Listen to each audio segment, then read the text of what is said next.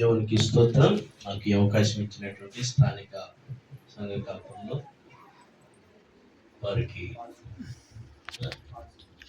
సుగుణ గారికి వారి కుటుంబానికి నా హృదయపూర్వక వందనాలు. అలాగే పాస్టర్ గారికి కూడా నా హృదయపూర్వక వందనాలు. స్థానికంగా నడిపిస్తున్నాడు. అలాగే నన్ను ఆహ్వానించినటువంటి కుటుంబ సభ్యులు ధనరాజు గారి కుటుంబానికి కూడా నా హృదయపూర్వక వందనాలు. ఇందాక సుగుణ గారు తెలియపరిచిన రీతిగా ధనరాజుల అభివృద్ధి ఉంది అని. నిజమే, నాకు ధనరాజు తెలుసు. గత 2 సంవత్సరాల నుంచి నేను తనలో చూసిన విధానం ఏంటంటే విధేయత, దీనుడు. ధనరాజు అని ఎందుకు పెట్టారో తెలియదు కానీ చాలా దీనుడిగా ఉంటాడు. నేను చూసినప్పుడు చాలా దీనంగా ఉంటాడు. అవునా కదా? వాస్తవేనా? నిజంగా దీనంగా ఉన్నాడన్న వాళ్ళు చేతులు ఎత్తండి. నిజమే, దీనంగా ఉంటాడు. నాకు అక్కడ పరిచర్య చేస్తూ ఉంటాడు. చక్కగా మైక్ సౌండ్ సిస్టమ్ గురించి మైక్ పెట్టడం కానీ, తీయటం, పట్లో మడవటం కానీ, లైట్ కట్టింది తీయటం కానీ చాలా పరిచర్య చేస్తాడు. మంచిది. కొద్ది నిమిషాలు నాకు ఇచ్చిన ఈ సమయంలో కొద్ది నిమిషాలు ఈ వాక్యాన్ని నేను బోధించాలని ఆశపడుతున్నాను. ఇప్పుడు దాకా మనం ఎవరికి చెప్పాము వాక్యం? పాస్టర్ గారు, సుగుణ గారు, పాస్టర్ గారు ఎవరికి చెప్పినట్టు వాక్యం? మీ అందరికీ మాకు చెప్పారు. ఇక్కడ అసలు గృహంలో ఉన్నటువంటి వ్యక్తి కనపడట్లే. ఇక్కడ ఎక్కడికి వెళ్ళాడు? గృహంలో నివసించే అతను ధనరాజు లేడు. త్వరగా ఆయన కూడా వస్తే ఇంకా బాగుంటుంది. మంచిది. సరే, వారి కుటుంబ సభ్యులన్నా విని ధనరాజు గారికి తెలియపరచాలి మీరు. సరేనా? Okay, right. మంచిది. దేవునికి మహిమ కలుగునుగా. ఆమె గృహం గురించి ఒక వాక్యంలో చాలా చోట్ల రాయబడి ఉన్నది. నేను తక్కువ సమయంలోనే మీకు తెలియపరిచి ముగిస్తాను. మొదటిగా 127 దావీదు కీర్తనలో ఏముందంటే, యెహోవా ఇల్లు కట్టించిన ఎడల కట్టువారి ప్రయాసము వ్యర్థము. యెహోవా ఇల్లు కట్టించిన ఎడల కట్టువారి ప్రయాసము వ్యర్థమే. దేవుడు పూనుకోకపోతే, దేవుడు సహాయం చేయకపోతే, దేవుని యొక్క ఆశీర్వాదం లేకపోతే నువ్వు ఏమి పని చేసినా కూడా వ్యర్థమే. నీటి మీద రాతలాగుంటది. నీటి మీద రాత తెలుసా మీకు? నీటి మీద ఏమి రాసినా కూడా కనపడుతుందా? నీటి మీద రాతలాగుంటది. దేవుని కృప లేకపోతే, దేవుని యొక్క వ్యర్థం. అందుకనే ఈ వాక్యము, యెహోవా ఇల్లు కట్టించిన ఎడల కట్టువారి ప్రయాసము వ్యర్థము. ఇప్పుడు అర్జున్ ధనరాజుకి దేవుని కృప ఉందంటారా లేదంటారా? ఉంది. చెప్పండి. పెద్దగా ఉంది. దేవుని కృప ఉంది. దేవుని కృప ఉంది. ఎందుకనుకున్నా, దేవుడు ధనరాజు ద్వారా ఈ గృహాన్ని చక్కగా ఈ రీతిలో తీర్చిదిద్ది నిన్ను నన్ను మనలందరిని కూడా ఈ గృహంలోకి ఆహ్వానించి ఆయన గృహ ప్రతిష్టనే ఈ దినం జరిగించుకుంటానికి దేవుడు చూపినటువంటి కృప. దేవుని కృప ధనరాజు గారికి ఉన్నదని నేను విశ్వసిస్తున్నాను. చెప్పండి హల్లెలూయా. రైట్, మంచిది. నేను ఒక చిన్న ఎగ్జాంపుల్ మీకు తెలియపరిచి ముందుకు పోతా. మన పక్కనే ఉన్నది, మీ పక్కనే ఉన్నది. ఏంటది? కాలేజీ మీ పక్కనే ఉన్నది. దాదాపు నేను ఒక 20 సంవత్సరాల నుంచి చూస్తున్నా దాన్ని. నాకు తెలుసు అది. కానీ అది అక్కడే ఉంది, కానీ ఏ ఒక్కరు కూడా ముందుకు పోయిందా? ఎలా చూసుకుంటే చాలా చోట్ల కట్టేసినటువంటి మంచి మంచి బిల్డింగులు, బేస్మట్టాలు, మంచి అందంగా కట్టినటువంటి ఇల్లు కూడా పాడుపడిపోయి ఉన్నాయి. వాళ్ళ ప్రయాసం సొంతంగా వాళ్ళు ఏర్పాటు చేసుకున్నట్టు. అవునా కదా? అంటే వాటికి దేవుని కృప లేదు. ఇందాక పాస్టర్ గారు కూడా చెప్పాడు. నిజమే, 2 లక్షలు నెలకి తీసుకుంటున్నారు. భార్యాభర్తలు ఇద్దరు కలిపి 4 లక్షలు కూడా తీసుకుంటున్నారు నెలకి. వాళ్ళు ఎక్కడ ఉంటున్నారు? అద్దెల్లో ఉంటున్నారు, అద్దెళ్లలో. సొంత గృహం లేదు వాళ్ళకి. ఎక్కడున్నావు? సొంత గృహం అనేది లేకుండా ఏదైనా అద్దె పర్లేదు. గృహంలో నివసిస్తున్నారు. కానీ ధనరాజు దినదినము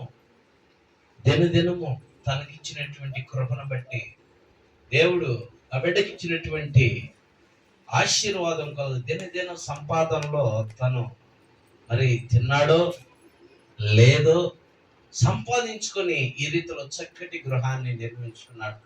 నాకు ఒక నెల క్రితం చెప్పాడు, అయ్యగారు నేను గృహం కట్టుకుంటున్నాను, గృహం పూర్తి అయింది, త్వరలో తప్పకుండా రావాలి మీరు అన్నాడు. తప్పకుండా వస్తానన్నా.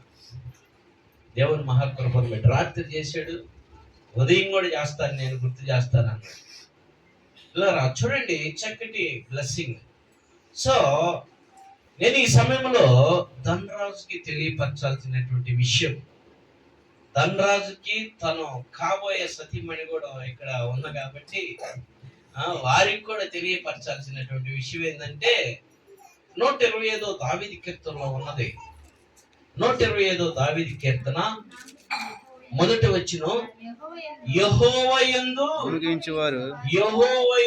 నమ్మకం ఉంచినటువంటి వారు కదలని నిలుచు సియోను కొండ వలె ఉంటారు. ఈ గృహంలోకి వాళ్ళు ప్రవేశించబోతున్నారు, ఈ గృహంలో జీవించబోతున్నారు, ఈ గృహంలో వారి యొక్క కుటుంబాన్ని కట్టుకోబోతూ ఉన్నాడు, ఈ గృహంలో వాళ్ళు ఆనందకరంగా ఉండబోతున్నారు. ఈ గృహంలో వాళ్ళు సంతోషకరంగా జీవించాలంటే మొదట ఎవరిని నమ్మాలా? దేవుని నమ్మాలా.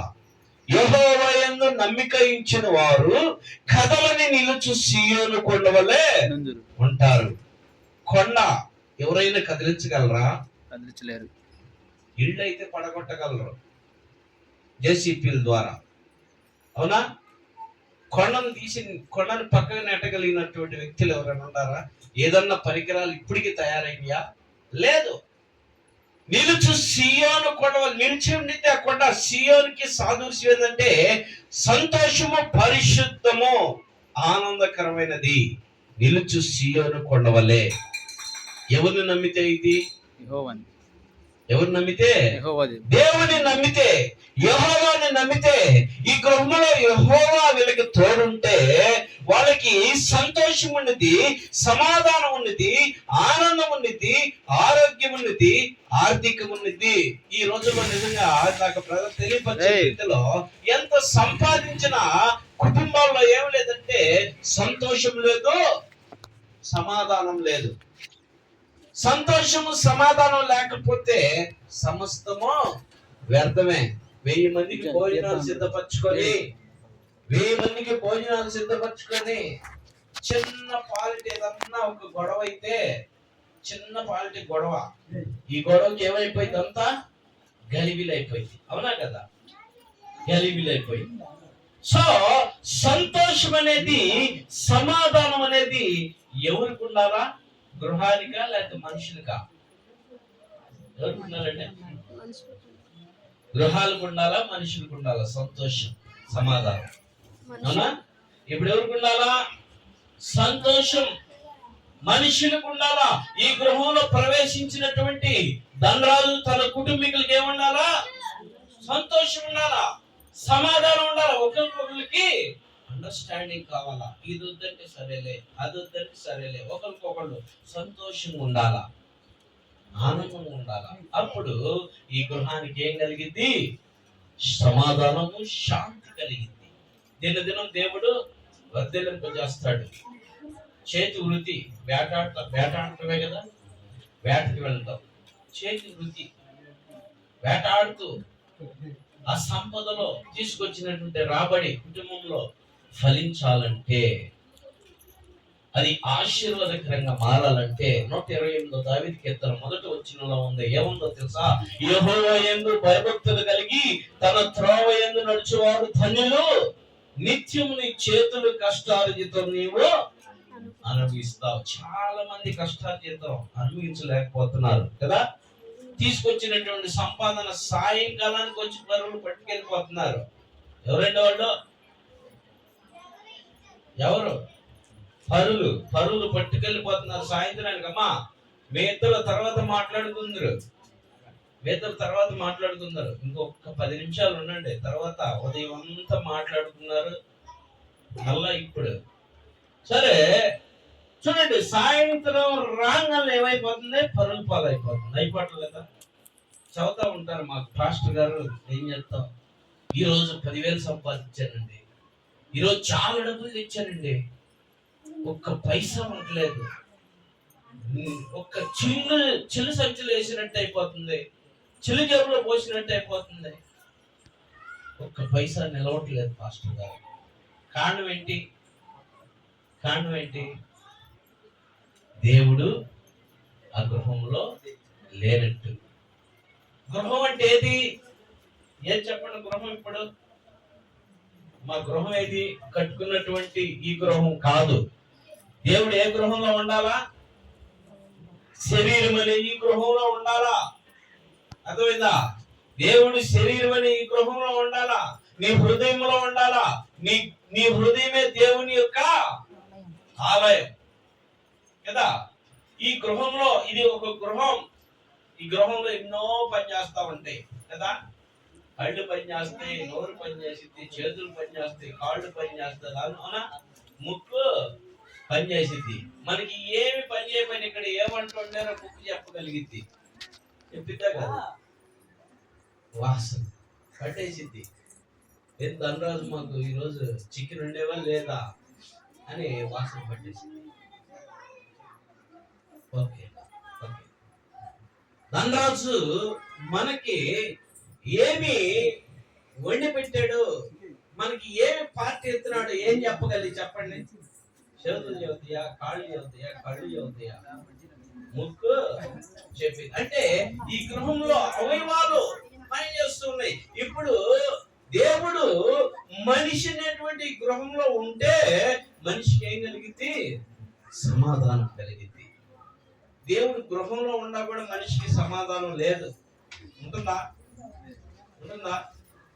లేదు. ఇంట్లో ఒకళ్ళు ప్రార్థనకి వెళ్తే, ఒకళ్ళు చర్చికి వెళ్తే మరొకరికి సంతోషం ఉండిద్దా? వాళ్ళు తీసుకొచ్చి యేసుని గృహంలో పెట్టే చాలు అనుకుంటే కుదిరిద్దా? కుదరదు, కుదరదండి. ఎవరిలో ఉండాలా? ప్రతి ఒక్కరిలో ఉండాలా. ఇంకా 20 నిమిషాలు నాకు పొడిగించారు, తప్పదు మీకు ఈరోజు వినాల, తప్పదు. ఒకసారి నిద్రపోతున్నా అందరూ హల్లెలూయా చెప్పండి. హల్లెలూయా, హల్లెలూయా. ఇప్పుడు దాకా ఇద్దరు చెప్పారు, నేను చెప్పాను, చదువుతున్నాను, ఇంకా నిద్రపోతానే ఉన్నారు మీరు. చూడు, మరి హల్లెలూయా అని కళ్ళు తెరిచి మరి నేను ఇప్పుడు దాకా ఈ గోడకి చెబుతున్నట్టుంది. మా గోడకి ఏం చదువుతుంది? రైట్, మంచిది. చూడండి, హృదయంలో ఉండాలా దేవుడు. దేవుని కోసము మనుషులు ఈ రోజున ఎక్కడికో వెళ్తున్నారు దేవుణ్ణి చూడాలని. కానీ దేవుడు తన్ను తాను తగ్గించుకొని పరలోకము నుండి పరలోకాన్ని విడిచిపెట్టి భూలోకంలోకి వచ్చి నీ కోసం నా కోసం ఆయన ఏం చేశాడు? శ్రమపడి, సిలువేయబడి, చనిపోయి తిరిగి లేచి నీ కొరకు నా కొరకు అయినా పునరుత్థానుడిగా ఆయన మనకి ఒక స్థలాన్ని సిద్ధపరిచి ఉన్నాడు. చూడండి ప్రభునందు పిల్లారా, దేవుడు మనుషులకి తోడుగా ఉంటే, దేవుడు ధనరాజుకి తోడున్నాడు కాబట్టి ఈ గృహాన్ని ఇంతవరకు నిర్మించాడు. ఇంకా ఈ గృహంలో చాలా అవసరతలు ఉన్నాయి. ధనరాజుకి కావాల్సినటువంటి ఈవులు ఉన్నాయి. భార్య, పిల్లలు, సంపద, ఆశీర్వాదం, ఇవన్నీ కూడా ధనరాజుకి కావాలా కదా. ఇవన్నీ జరగాలంటే ఎవరి మీద నమ్మకం ఉంచాలా? దేవుని మీద, యెహోవా మీద నమ్మక ఉంచాలా. నిలుచు సీయోను కొండవలే అప్పుడు ఉంటాడు. ఈ గృహంలోకి వెళ్ళినప్పుడు శాంతి, సాక్షి చెప్పినట్టుగా శాంతి, సమాధానం, ఆనందం, ఆరోగ్యం అన్నీ ఉండాలి, అన్ని అవసరతలు తీరాలి, అంత బాగుండాలి, ఆ రీతిలో మీరు జ్ఞాపకం చేసుకోండి అని చెప్పాడు. ఆ రీతిలో ఉండాలంటే ఎవరి మీద నమ్మకం ఉండాలా? దేవుని మీద, ఆ యేసయ్య మీద నమ్మకం ఉండాలా. ఆ యేసయ్య మీద నమ్మకం ఉండగలిగితే నీ జీవితం ఎలా ఉంటది? సంతోషంగా ఉంటది, సమాధానంగా ఉంటది, ఆనందంగా ఉంటది, ఆరోగ్యంగా ఉంటది, ఆర్థికంగా ఉంటది. అందుకే యేసు చెప్పిన మాట, నేనే మార్గము, సత్యము, నేనే సత్యము, జీవము. నేనే జీవము. జీవము కలిగి ఉండాలి నువ్వంటే ఆ జీవము కలిగినటువంటి యేసయ్య నువ్వు నమ్మాలా. హల్లెలూయా. హల్లెలూయా. చూడండి రెండో మాట చదువమ్మా. రెండో మాట, నీవు అక్కడ 125 దావీదు కీర్తన. యెరూషలేము చుట్టూ పర్వతములు ఉన్నట్లు యెహోవా మొదలుకొని నిత్యము తన ప్రజల చుట్టూ ఉండును. చెప్పు హల్లెలూయా. హల్లెలూయా. యెరూషలేములో పర్వతములో యెరూషలేమును గురించి నాకు జ్ఞాపకం చేశాడు. యెరూషలేములో బెత్లెహేము ఉన్నది. బెత్లెహేములో ఏమున్నది బెత్లెహేములో? చెప్పలేదు. ఏముంది? సంతోషం, సమృద్ధి, ఆనందం. బెత్లెహేములో సమృద్ధి. యెరూషలేము చుట్టూ పర్వతంలో ఏ రీతిలో అయితే ఉన్నాయో, ఇది మొదలుకొని ధనరాజు కుటుంబం గురించి, ధనరాజుని గురించి, తన కుటుంబ సభ్యుల గురించి, తన చుట్టూ తనకు జరగబోయే బ్లెస్సింగ్స్ అన్నిటిని బట్టి దేవుని యొక్క ఆశీర్వాదాలు ఉంటాయి. హల్లెలూయా. హల్లెలూయా. చూడండి, యెరూషలేము చుట్టూ పర్వతాలు ఉన్నాయి. ఏదైతే నిజమో ఇది మొదలుకొని తన కుటుంబం చుట్టూ, తన గృహం చుట్టూ ఆయన ఆశీర్వాదం ఉంటుందంట. చూడు మరొకసారి చదువు మా మాట. యెరూషలేము చుట్టూ పర్వతం ఉన్నట్టు యెహోవా ఇది మొదలుకొని నిత్యము తన ప్రజల చుట్టూ ఉండును. నిత్యము తన ప్రజల చుట్టూ ఉండును. నిత్యము తన రాజుకి, తన కుటుంబం దగ్గర ఉండును. ధనరాజు ఎక్కడ అడుగు పెట్టినా దేవుని కృప, ఎక్కడికి వెళ్ళినా దేవుని యొక్క కాపుదల, ఎక్కడికి వెళ్ళినా దేవుని యొక్క సమృద్ధి ఆయన చుట్టూ ఉండును. అది ఉండాలంటే ఆయన ఏం చేయాలా? దేవుని మీద నమ్మకం ఉంచాలి. దేవుని మీద నమ్మకం ఉంచాలి. ఇందాక చెప్పింది రాష్ట్రం గారు ఏమని, చిన్నతనం 10వ సంవత్సరంలోనే దేవుని మందిరానికి వెళ్ళాడు. సండే స్కూల్ ప్రోగ్రామ్ లో, పరిచర్యలో చాలా బాగా యాక్టివ్ గా ఉండేవాడు. అలాంటి యాక్టివ్ గా ఉన్నటువంటి వ్యక్తి దేవుడు ఏం చేశాడు? నేటికి గొప్పగా ఆశీర్వదించాడు. నిజంగా గృహం విషయంలో చాలా అద్భుతం. గృహాలు కట్టలేనటువంటి వాళ్ళు బోల్డ్ మంది ఉన్నారు. సమృద్ధి ఉండి కూడా, లక్షల రూపాయలు ఉండి కూడా గృహం కట్టుకోలేనటువంటి వారు నేటికి ఉండాలి. పెద్ద పెద్ద ఉద్యోగాలు చేసేవారు కూడా నేటికి ఉండాలి. మనోడు పరిస్థితి చిన్న చిన్న పని, ఆ పనిలో దేవుడు ఇచ్చినటువంటి సమృద్ధి కొలది ఈ గృహాన్ని ఈ రీతిలో నిర్మించుకున్నాడు. ఇది కేవలము ఎవరి కృప? దేవుని కృప. కేవలం దేవుని కృప ఇది. ఈ కృపకి పాత్రుడుగా చేరువచ్చిన నువ్వు కూడా ఉండగలిగితే, అంటే నువ్వు కూడా దేవుని యందు నమ్మిక ఉంచగలిగితే, దేవుడు నీ జీవితంలో కూడా చేసే మేలు ఇదే. దేవుడు నీ జీవితంలో చేసే మేలు ఇదే. దేవుడు నీ జీవితంలో చేసే అద్భుతాలు ఇవే. దేవుడు నీ జీవితంలో చేసే మిరాకిల్స్ లేక అభివృద్ధి కూడా ఇలానే ఉంటుంది.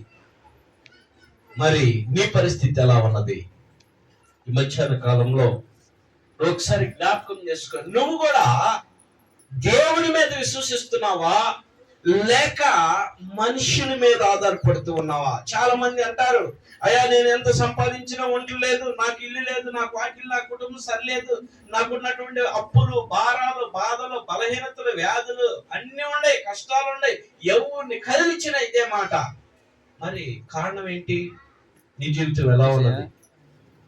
నువ్వు దేవుని మీద ఆధారపడుతున్నావా లేదా మనుషుల మీద ఆధారపడుతున్నావా? అదేంటి? ఒకవేళ నువ్వు మనుషుల మీద ఆధారపడుతూ ఉంటే ఈ యొక్క మధ్యాహ్న కాలము నువ్వు ఏం చేయాలా?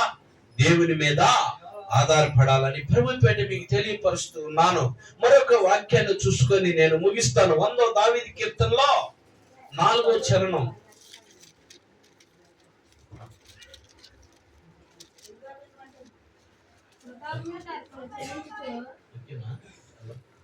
కృతజ్ఞత అర్పణలు చెల్లించుచు ఆయన గుమ్మములో ప్రవేశించుడి. ఇది ఎవరి గృహం? ఇది దేవుని గృహం. దేవుని యొక్క గృహములో కృతజ్ఞతాస్తుతులు చెల్లించుచు ఆయన గుమ్మములోకి ప్రవేశించుడి. యెహోవా ఇల్లు కట్టించిన ఎడల కట్టి వారి ప్రయాసము వ్యర్థము. ఆయన కట్టించాడు గనుక ఈ గృహాన్ని, ఆ గృహంలోకి కృతజ్ఞతాస్తుతులు చెల్లించుచు గుమ్మంలోకి ప్రవేశించాలంట. ఎవరంట ప్రవేశించే? చెప్పండి, ఎవరు ప్రవేశిస్తారు? కృతజ్ఞతాస్తుతులు చెల్లిస్తూ ఎవరు ప్రవేశించాలా? మొదటిగా దేవుని సేవకుల్ని పిలుచుకున్నాడు, తర్వాత బంధువుల్ని, స్నేహితుల్ని, శ్రేయాభిలాషుల్ని, ఇరుగు పొరుగు వారిని, కాలనీలో ఉన్న వారిని వీళ్ళందరినీ పిలుచుకొని దేవుని గృహంలోకి కృతజ్ఞతాస్తుతులు, మొదటగా దేవునికి కృతజ్ఞతాస్తుతులు చెల్లించుకోవడానికి ఈ సమాజాన్ని, సంఘాన్ని ఆహ్వానించుకొని మనందరి ద్వారా దేవునికి కృతజ్ఞతాస్తుతులు ఈ రీతిలో చెల్లిస్తూ ఉన్నాడు. దీన్ని బట్టి ప్రభుని స్తుతిస్తున్నాను. హల్లెలూయా, హల్లెలూయా చెప్పండి. హల్లెలూయా, హల్లెలూయా. దేవునికి స్తోత్రం. మంచిది అయ్యా. ఇప్పుడు ధనరాజు వచ్చాడు కాబట్టి రిపీట్ మళ్ళా 2 మాటలు నీకు జ్ఞాపకం చేసి ముగిస్తా నేను. యెహోవా యందు ఇంతవరకు దేవుడు నీకు గృహాన్ని కట్టించి ఉన్నాడు. ఈ గృహం ఆయన నీకు తోడుగా ఉండి కట్టించి ఉన్నాడు. ఈ గృహం అయిపోయింది నీకు. ఇప్పుడు నువ్వు ఇంకో గృహం కట్టాలా? నెక్స్ట్ గృహానికి నువ్వు సిద్ధపడాలా? నెక్స్ట్ గృహానికి నువ్వు సిద్ధపడాలంటే, నెక్స్ట్ గృహం నువ్వు కట్టాలంటే 128వ దావీదు కీర్తన ఉన్నది. ఆ దావీదు కీర్తన నువ్వు చదువు. 128వ దావీదు కీర్తన చదువు. ఏమని ఉందంటే, యెహోవా యందు నమ్మిక ఉంచిన వారు ధన్యులు, యెహోవా యందు భయభక్తులు కలిగి తన త్రోవ యందు నడుచువారు ధన్యులు. చదువు, నువ్వే చదువు. నిశ్చయముగా నీవు నీ చేతుల కష్టార్జితము అనుభవించదవు. నిత్యము నీ చేతుల కష్టార్జితము నువ్వు అనుభవిస్తావు. నీవు ధన్యుడు. నీకు మేలు కలుగును. నీకు మేలు కలుగును. గృహం కలిగింది, దేవునికి స్తోత్రం. ఇప్పుడు ఇంకోటి ఏం మేలు కలగాల ఆయనకి? ఏమంటే చెప్పండి మీరు. ఆయనకి నెక్స్ట్ మేలు ఏం కావాలా?